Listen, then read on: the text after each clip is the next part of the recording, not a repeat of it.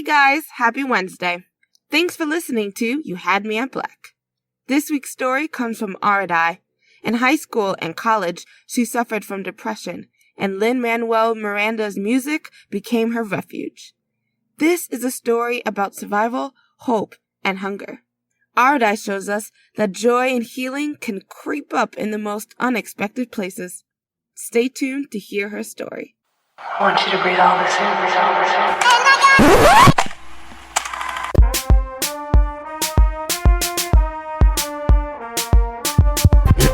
This is You Had Me at Black, the podcast where black millennials tell true life stories.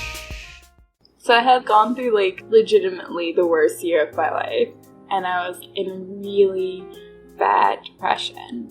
The problem was that I was sick and that I was really, really sad. And not even sad, I was numb. I had gone through a really bad friend breakup and had lost someone who had been in my life for 10 years. And suddenly that person was gone. And so I was just broken, I guess is a way to do it.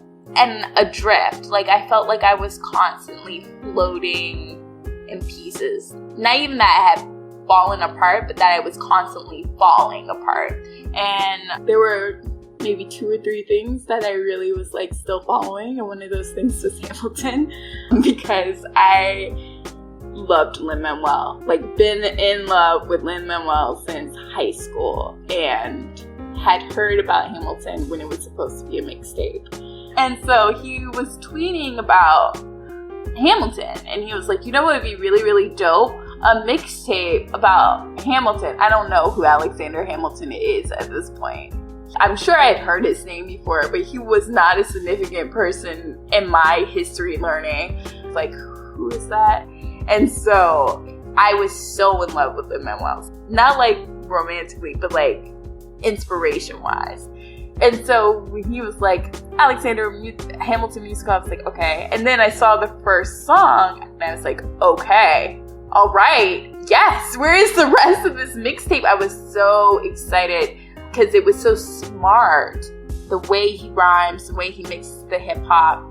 It didn't even matter that I couldn't eat properly during that time. But I was able to grab my earphones, plug them into my computer, get the bootleg, illegally recorded, no shame, copy of the previews at the public and listen all the way through. And then when the actual album came out, I did the same thing. I listened to it over and over again, just not able to do anything. And then when things got really bad, just super bad, I would just turn on Hamilton for a good 3 hours. I was guaranteed a little bit of relief. So I went back to Spelman College in Atlanta, and we had just gotten a new president, Dr. Mary Schmidt Campbell. It was her first year, and I'm told that she loves the musical that I love, and I'm no, she's wonderful. I need to meet this woman. She's so great. So 2 weeks later, we get an email saying Dr. Campbell is taking students to see Hamilton. And I'm I don't even remember where I was. I just remember almost collapsing.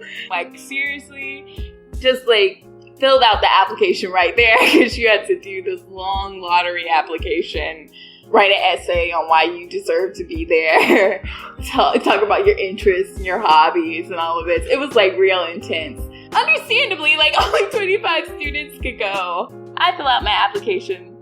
Try to not sound desperate, but also desperate. Try to ride that line so they know I really want to go, but also not sound crazy. Try not to really put my obsession with Lin-Manuel in there. Try to keep it pretty far.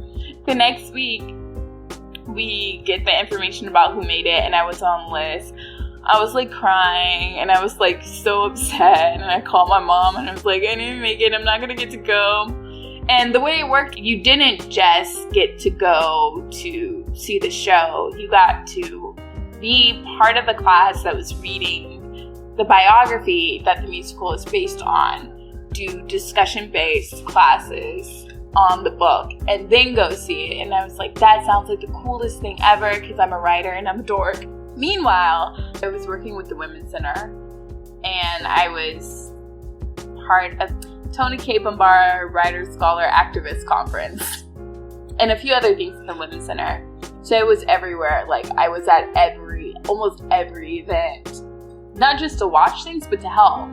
And so was Dr. Campbell, because she was new to school and was having meetings with departments. And so I had seen her maybe 3 or 4 times. And I would wave and say hello and like try to get to know her a little bit. By then I was like, Hamilton is not going to happen. So we had this big department meeting for women's studies. We're all at the round table.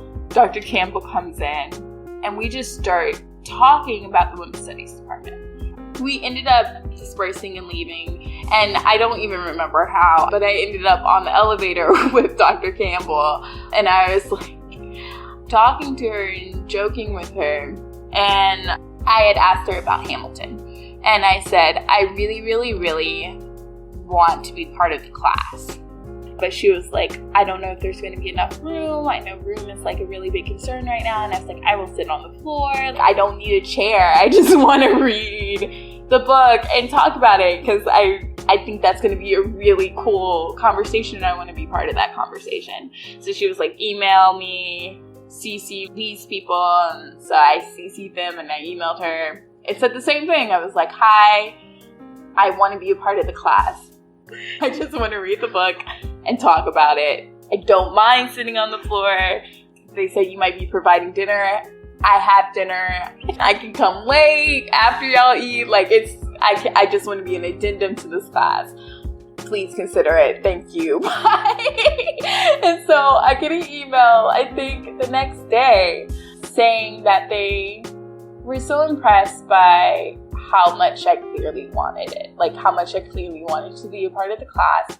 So to come in and pick up my Hamilton book, so it's going to be part of the class, and I was really excited. And I was like, oh my God, this is going to be so great. I can't wait to read the book and discuss it with my Spelman sisters. It's going to be so great.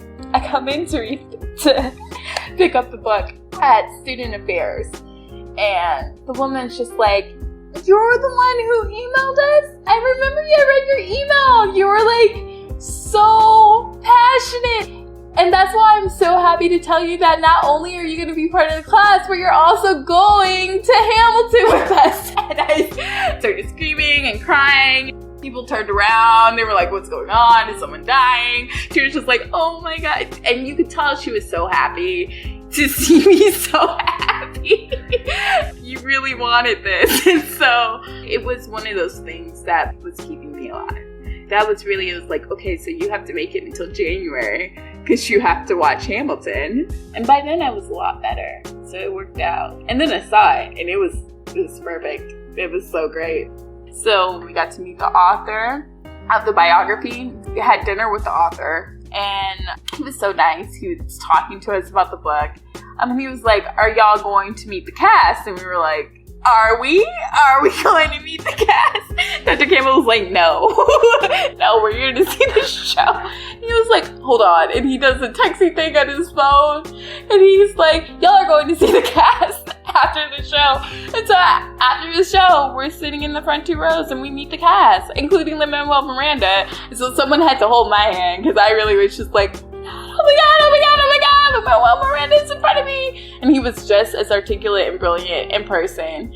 And all of them were like, it was an indescribable. It was just such a great way to end my senior year at Spelman. It was so amazing.